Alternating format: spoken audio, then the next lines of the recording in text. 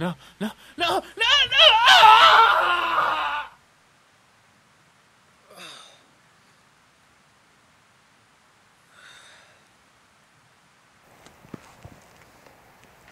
Bonjour à toutes, bonjour à tous. Aujourd'hui, petite promenade dans le défilé des géants.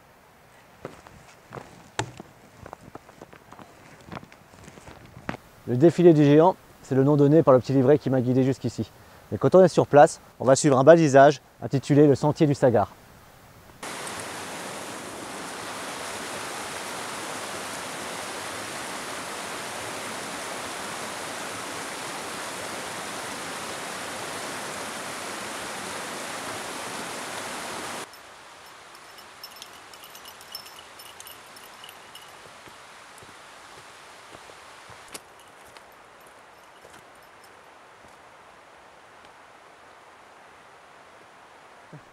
On n'est pas sur une grande randonnée, on est sur une promenade, la promenade du chien, parce qu'on est sur 4 km 2, 4 km 5 à peu près. Par contre, d'entrée, on commence par une pente, ce sera la pente du parcours, et puis ensuite on sera tranquille. Alors vous pouvez voir, derrière moi,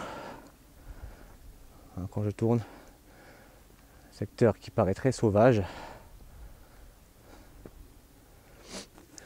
On se trouve en fait pour cette promenade dans le défilé de Stréture. Alors le défilé de Stréture se trouve pas très loin de Gérardmer. D'ailleurs j'ouvre une parenthèse. On prononce bien Gérardmer et non pas Gérardmer. Et pour en comprendre la raison, il faut remonter à l'époque de l'origine de la ville, une époque où on parlait le patois et le vieux français. Gérardmer se serait développé autour d'un domaine ayant appartenu à Gérard. Et ces domaines étaient constitués d'une maison et d'un jardin. Et à l'époque, pour désigner ce type de propriété, on utilisait le terme mais, M-E-I-X, mais on prononçait mais. Et puisqu'à l'époque, on avait tendance à un petit peu inverser les mots, le mais de Gérard est devenu Gérardmer. Alors comment on a pu passer de Gérardmer, le jardin de Gérard, à Gérardmer, le lac à côté de la commune? Tout simplement parce que les premières personnes, ou la première personne qui a porté ce nom à l'écrit sur un registre, en entendant le fort accent campagnard de celui venu lui déclarer le nom de la commune, a dû interpréter le Gérardmer par Gérardmer en pensant justement à ce fameux lac. Et donc à l'écrit, c'est devenu MER et non pas MEX. Si donc à l'écrit on est passé à Gérardmer, la tradition orale, elle veut qu'on continue à dire Gérardmer. Une version un peu plus complexe explique que Gérardmer se serait prononcé à l'époque avec l'accent agricole Gérardmer. Et il se trouve que ce mot de la fin désignait aussi, quand on l'écrivait MO, une étendue d'eau, genre un étang, une mer ou un lac. Gérardmer prononcé Gérardmer a prêté à confusion au moment de passer à l'écrit. Et il est fort possible que les personnes ayant écrit Gérardmer ont fait l'amalgame avec ce terme de mot désignant l'étendue d'eau. Avec le temps et l'évolution de la langue, ce terme de mot désignant une étendue d'eau est devenu tout à fait logiquement mer, s'écrivant MER. Et c'est donc à cause de ce mot de la fin que si l'on écrit Gérardmer, on prononce de toute façon Gérardmer. Cette parenthèse, je la ferme avec une vue sur la ville de Gérardmer. Alors désolé, on ne verra pas bien son lac à cause d'un léger voile brumeux.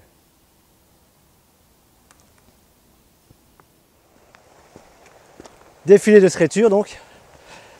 Et le mot Stréture vient du mot latin strictus, qui veut dire serré.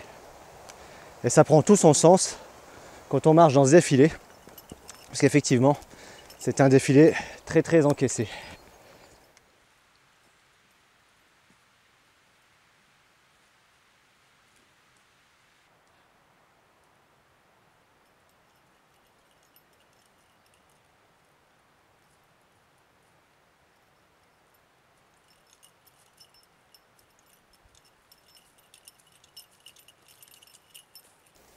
Comme on peut le voir, on a encore un petit peu enneigé, mais rien. Il y a quand même une différence de température entre ici et les vallées. Moi j'habite une vallée plus bas, et quand je suis parti de chez moi il faisait 12 degrés. Ici on est plutôt sur du 6 ou 7 degrés.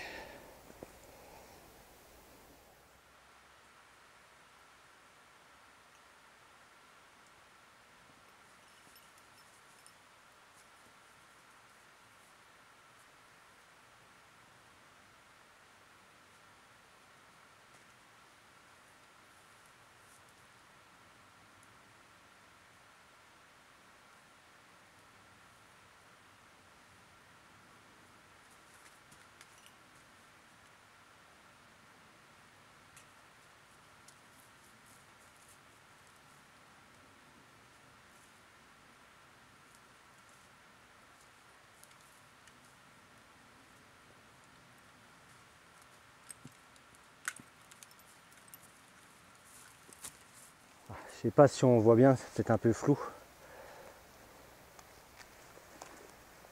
Ça c'est le Lusnée barbu, c'est un lichen qu'on trouve un peu partout dans les forêts froides et humides. Alors je vous en parle sur la page Facebook, je crois qu'il y a un moment j'ai fait un petit topo dessus. Moi je m'en fais des infusions, je ne vais pas rentrer dans le détail, je ne veux pas être responsable d'un empoisonnement si vous faites une erreur. Mais moi j'en ai un usage médical, donc renseignez-vous. Lusnée barbu. Alors le lusnée barbu, dans la mesure du possible, vous essayez de cueillir le plus haut possible. En tout cas, laissez ne pas le cueillir à hauteur de cervidés par exemple, parce qu'en hiver, ça sert d'alimentation à la faune. Donc autant aller le chercher à votre hauteur, voire plus haut avec un bâton pour le décrocher, ça se décroche bien. Et bien sûr, n'abusez pas, cueillez que ce dont vous avez besoin. Donc là moi j'ai cueilli de quoi me faire une petite infusion tout à l'heure, si j'ai le temps. Beau gros caillou derrière moi là me permet de finalement vous expliquer qu'ici dans le défilé de Stréture, on va trouver les roches les plus anciennes du massif vosgien. On est sur, on se tient bien, 600 millions d'années. À l'échelle d'une vie humaine, une vie humaine à côté de 600 millions d'années, je ne sais pas si vous vous rendez bien compte, mais imaginez par exemple un poil de cul à côté de la masse capillaire totale des Jackson 5. Vous voyez déjà un peu le rapport, et ben on est encore bien loin du compte. Derrière moi se trouve une glacière. Qu'est-ce qu'une glacière? Alors, ici il s'agit d'un éboulis rocheux, mais au sens plus large du terme, une glacière c'est un endroit où, à l'époque où on n'avait pas de congélateur, on pouvait conserver la glace. Deux types de glacières, les glacières naturelles et les glacières artificielles. En ce qui concerne les glacières naturelles, on va trouver par exemple dans des massifs comme le massif alpin des cavités, des grottes naturelles dans lesquelles l'eau de source pouvait geler et rester longtemps sous sa forme glace pour être ensuite conservée et utilisée jusque même en été. Dans les Vosges, on n'a pas vraiment ce genre de cavités en nombre, même plutôt des cavités artificielles issues de l'activité minière. On va trouver par contre parfois des éboulis qui capturent l'eau des ruisseaux ou de la neige et qui vont les geler pour ensuite les conserver le plus longtemps possible. C'est le cas ici, et puis c'est le cas dans une autre glacière du massif que je vous ai déjà présentée, la glacière du Kartoff. À l'occasion d'une petite randonnée avec un bivouac avec mon camarade de marche Vic Beschper. Et puis toujours à l'occasion de ce bivouac, je vous ai raconté la légende de la fée Polybote. Pour la petite histoire, Louis XV aurait profité de la glace de cette glacière. En ce qui concerne les glacières artificielles, elles étaient creusées par des personnes qui en avaient les moyens ou par des monastères par exemple, c'est le cas d'un monastère à Remiremont. Et dans ces cavités artificielles, de la même manière, on entreposait la glace de l'hiver en essayant de la conserver par multiples procédés le plus longtemps possible. Et puisqu'on parle de ces éboulis rocheux qui constituent les glacières naturelles du massif vosgien, un petit mot sur ces éboulis et leurs origines. On peut en trouver donc d'origine tout simplement glaciaire, des glaciers qui charriaient des roches et puis ont arrêté leur course, ont fondu et ont laissé ces roches charrier sur les pentes. Dans le cas du défilé de Stréture, on est plutôt sur un effet du gel. Alors tout simplement, pour vous expliquer ça, là, je suis en train de m'approcher d'un de ces grands éboulis qu'on va aller regarder. Voilà, donc là c'est clair, on est sur une pente très forte, tapissée de roches. Alors ces rochers, ces cailloux, en fait sont issus des roches sur le sommet qui par l'action du gel ont éclaté, et les éclats de ces rochers ont dévalé la pente et constituent ce type d'éboulis. Tout à l'heure je vous expliquais qu'en quittant ma verte vallée, là où j'habite, j'avais laissé derrière moi 12 degrés de température extérieure pour trouver un défilé de Stréture à 7-8 degrés maximum. Au moment où je me trouvais devant la glacière, qui porte quand même très bien son nom, j'ai facilement perdu encore 1 voire facilement 2 degrés.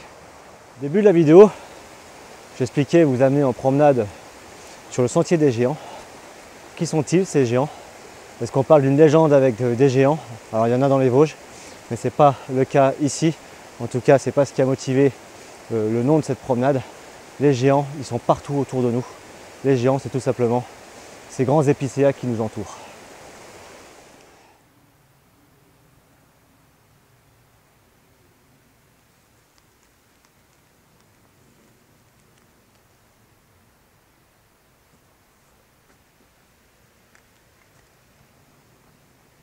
Et voilà les géants.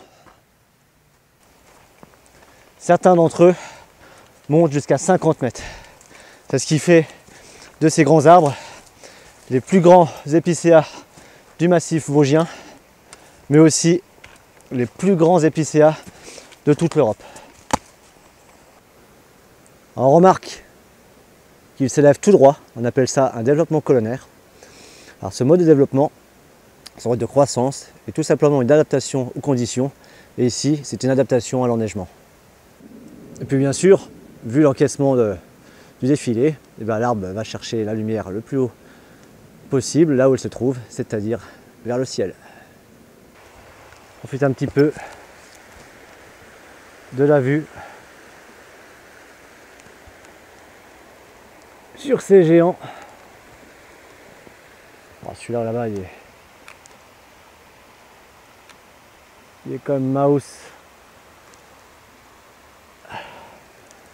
On en profite pour se rappeler qu'on est tout petit. On est à peu près à la moitié de la promenade et on peut voir que sur 4,5 km on a déjà pu finalement observer pas mal de choses. On aurait pu traverser sans faire attention à rien. Il y a encore beaucoup de choses à dire sur cette promenade et sur ce secteur. Notamment, vous pouvez voir derrière moi un petit pont de bois. Ça me permet de vous parler de l'eau et du rôle important de la forêt dans la régulation du cycle de l'eau. Il faut savoir qu'elle va absorber jusqu'à 45% des eaux de pluie et puis en restituer une partie par évaporation. En absorbant cette eau de pluie, la forêt contribue à sa purification, mais aussi elle réduit les écoulements et limite les phénomènes d'érosion. Alors cette eau ici est très pure, on va y trouver un petit poisson assez vorace qui est protégé d'ailleurs, qui s'appelle le chabot, qui est donc typique des eaux propres. Et puis bien sûr on va trouver un autre poisson dans ce type de rivière froide, vive et cristalline. Il s'agit de la célèbre truite fario. Donc là je suis allé au bout, sur la longueur de la promenade, donc je suis en train de revenir un peu sur mes pas, mais en ayant traversé le défilé, donc je reviens par son autre versant. Et du coup on voit le versant au pied duquel je me trouvais tout à l'heure. On peut voir que c'est vraiment très encaissé. On voit même pas le soleil derrière la ligne d'arbres. Et si on voit que le ciel est bien bleu, et bien de toute la promenade, j'ai pas eu tellement droit aux rayons du dieu soleil. Alors cette partie de la promenade, de la randonnée, se fait sur une route forestière. Et puis le panneau le nomme ce secteur le panorama des éboulis. Et pour cause, on a quand même une vue assez intéressante sur ces pentes abruptes couvertes d'éboulis. Après avoir monté un petit peu, la route forestière nous fait redescendre vers le défilé. On va quitter ce paysage d'éboulis derrière moi. J'en profite avant d'en terminer avec ces histoires de cailloux pour vous dire que ce qu'on va trouver ici comme roche, c'est essentiellement du granit et puis du gneiss, mais le gneiss c'est en fait une évolution, une transformation du granit. Les roches peuvent se transformer effectivement sous deux types d'actions principalement. Une pression de contact avec une autre roche ou sous la pression des éléments. C'est le cas ici sur ce massif. Et c'est ce qui a fait se transformer une partie du granit en ce qu'on appelle ce qu'on appelle du gneiss. Si vous voyez du granit légèrement pigmenté de rouge, il ne s'agit pas d'un granit alcoolique. Alors, je salue au passage mes copains de l'Airsoft, hein, Guillaume, Gilles, tout ça. Mais en fait, là, il s'agit d'un granit très ancien. Donc ici, quand on va vouloir identifier celui qui aurait donc près de 600 millions d'années, eh ben, on va observer un peu ces roches granitiques. Et quand on va en voir certaines qui tirent sur le rouge, salut mes copains de l'Airsoft, hein, Gilles, Guillaume, eh ben, il s'agit donc bien des blocs les plus anciens de ce secteur.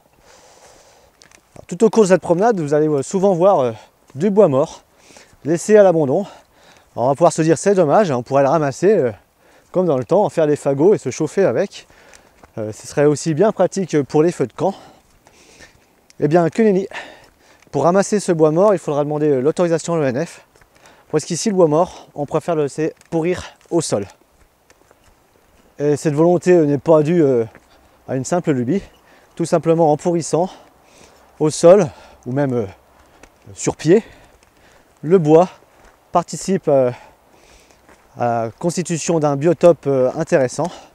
Ici, je ne l'ai pas dit dès le début de la promenade, nous sommes sur une zone Natura 2000.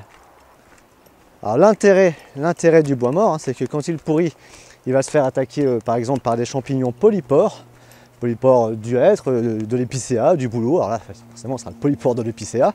On n'a quand même pas beaucoup de hêtres sur le secteur. Et ces champignons et ce bois pourri vont attirer des insectes dont les larves vont attirer des oiseaux par exemple, et ces oiseaux ou des petits rongeurs. Et ces petits oiseaux et ces rongeurs peuvent attirer aussi des mammifères plus grands hein, en recherche de prédation, le chat sauvage par exemple, et pourquoi pas, grâce à ça, espérer le retour du lynx. Alors puisqu'on parle d'oiseaux, à ce genre de falaise avec des éboulis et puis un peu plus haut des falaises bien abruptes, ce sont des habitats vraiment très intéressants pour le faucon pèlerin, qui est une espèce protégée. L'utilisation de pesticides a largement nui à sa fertilité. Donc aujourd'hui on protège le faucon pèlerin. Et puis bien sûr, ici on espère aussi que se sont implantés ou s'implanteront des colonies de grands tétras. C'est un oiseau emblématique du massif vosgien, en tout cas qu'il l'a été, qu'on aimerait voir rester et se développer ici.